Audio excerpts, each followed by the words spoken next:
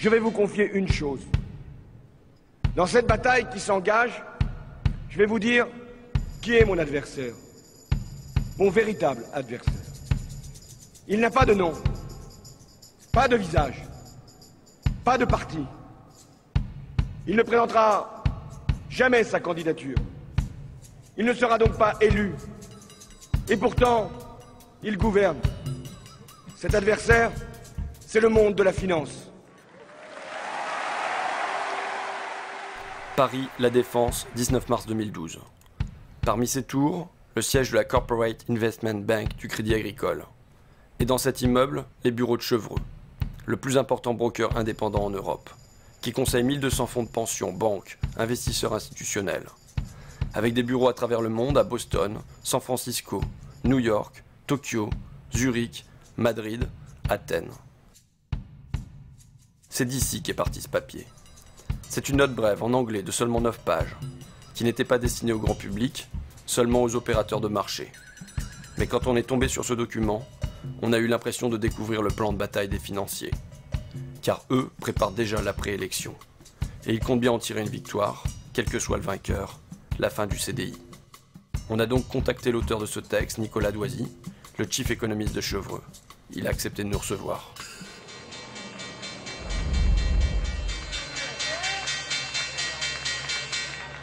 François Hollande va devoir déplaire soit au marché financier, soit à ses électeurs, puisqu'il est certain de ne pas parvenir à réconcilier les deux. Déjà, on a des investisseurs anglo-saxons qui s'étonnent du faible détail qu'on puisse avoir, qu'on reçoit des candidats dans leur programme. En fait, les candidats n'ont pas de programme, pour le faire simple. Les investisseurs anglo-saxons que je rencontre me demandent souvent, mais où est le programme? Je leur dis, il n'y en a pas, et pour cause, c'est un jeu tactique pour l'instant. Le programme, on saura une fois l'élection finie, et en fait, on le connaît déjà. Il sera imposé par l'appartenance à la zone euro. C'est ça le point important. C'est que le conflit d'objectifs que va avoir François Hollande, c'est rester dans la zone euro versus satisfaire les demandes de son électorat naturel. Les deux ne sont plus compatibles maintenant, on le voit depuis la crise grecque. Il sait qu'il sera pris à terme à un moment entre la pression de ses électeurs et la pression des marchés.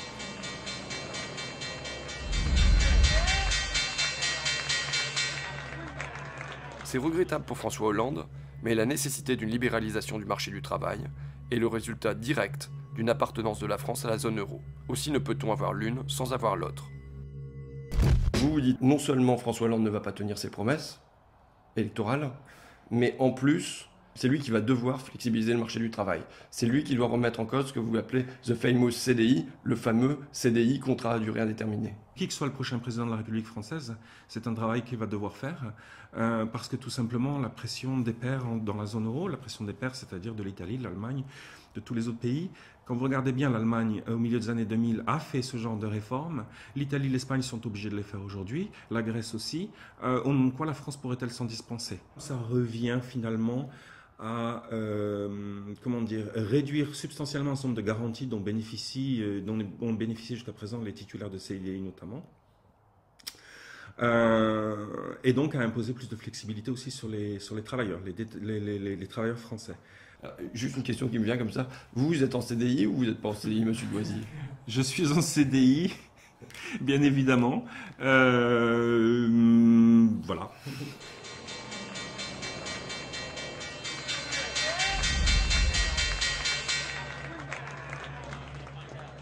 La demande de renégociation du traité serait alors utilisée pour tromper le public français en lui faisant accepter des réformes correctes, dont celle du marché du travail. François Hollande dit « Je vais demander la renégociation du dernier traité européen ». Vous écrivez ça.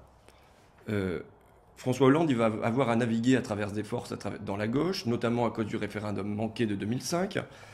Et dans cette perspective, vous écrivez « Dans cette perspective, il serait politiquement intelligent que ses pairs de l'eurozone, donc ses partenaires allemands, belges, italiens, ainsi de suite, permettent à François Hollande de prétendre qu'il leur a arraché quelques concessions, même si c'est faux en réalité.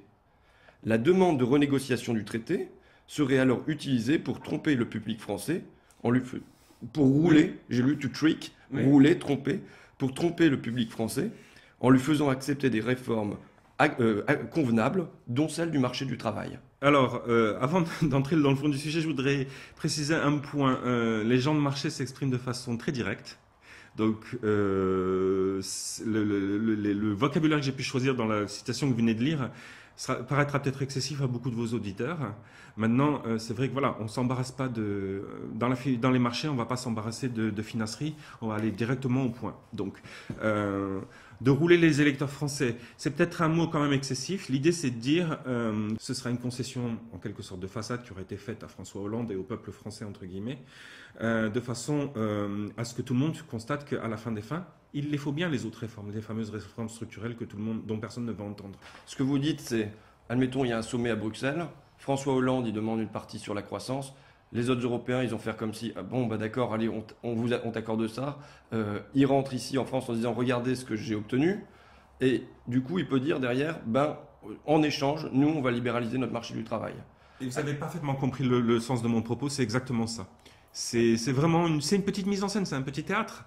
Alors, il ne faut pas avoir l'impression que je fais de la théorie du complot là, et qu'on manipule tout le monde. Le script est un peu écrit. Si on est malin, on ne s'écartera pas trop du script. Et de cette façon-là, on arrive peut-être à faire passer la pilule de façon un peu plus simple que ça n'avait été le cas au début des années 80. On s'évitera peut-être finalement d'être un peu ridiculisé comme on l'avait été à l'époque.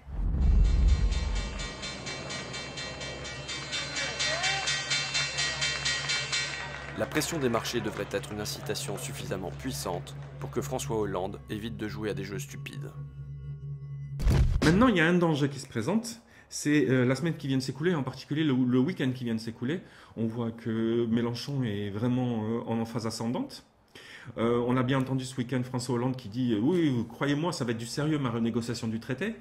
Et bien sûr, il est bien obligé parce que avant de gagner le deuxième tour, ceux qui ont connu 2002 savent qu'il faut gagner le premier. Et quand on voit la montée en puissance de Mélenchon, ce qu'on se dit tout simplement, c'est qu'à partir de maintenant, il va bien falloir que Hollande commence à donner quelques gages à sa gauche. Et c'est là que ça va devenir un peu plus compliqué pour lui.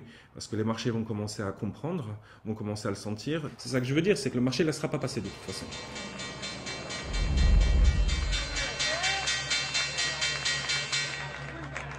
Alors, je faisais un récapitulatif. Je disais, cas numéro 1, François Hollande est conciliant et il revient de lui-même sur ses maigres promesses de campagne. Il libère le marché du travail. Il en finit avec le CDI tel qu'on le connaît. Cas numéro 2, il lui faut une petite pression de ses partenaires européens, une petite concession qui lui serve de prétexte, et derrière, il libéralise le marché du travail. Cas numéro 3, le pire, mais pas le plus probable, vous nous dites, il refuse de se plier à ce programme, à cette injonction, et alors les marchés vont le punir, le rappeler sérieusement à l'ordre. C'est bien ça? Oui. Donc là, jusque-là, dans les trois cas, c'est toujours les marchés. Quand vous dites soit les électeurs, soit les marchés seront déçus, dans les trois cas, c'est toujours les électeurs qui seront déçus et les marchés qui gagnent. Oui, ben, regardez la Grèce, regardez l'Espagne, regardez l'Italie, regardez tout ce qui se passe en Europe depuis 2010. On a bien vu que de toute façon, à la fin, c'est le marché qui l'emporte. Je ne suis pas en train de dire que le marché a nécessairement raison, et, au sens moral du terme. En tout cas, il aura raison factuellement, puisqu'il s'imposera, ça c'est clair. Donc c'est de ce point de vue-là que je le dis, oui, en effet. Vous avez raison, les électeurs risquent d'être plus perdants que les marchés. Je ne sais pas où vous m'emmenez en fait. Je propose un quatrième cas. L'irruption du peuple sur la scène de l'histoire. Hier à Paris... La prise de la Bastille. Pardon ? La prise de la Bastille numéro 2. Hier à Paris, il y avait, bon, on va pas chipoter, 80 000, 90 000, 100 000, 120 000 manifestants à l'appel du Front de gauche. Si, comme en 1936, on avait une élection qui s'était suivie de mouvements de masse, de manifestations, de grèves... Qu'est-ce qui se passe en Europe ? Ben là, je crois que c'est le gros coup d'angoisse. Hein. On va être très clair, ça va être le gros coup d'angoisse parce que si, quand les Grecs manifestent, on a déjà une Europe qui se sent sur le point d'exploser, je vous laisse imaginer pour la France.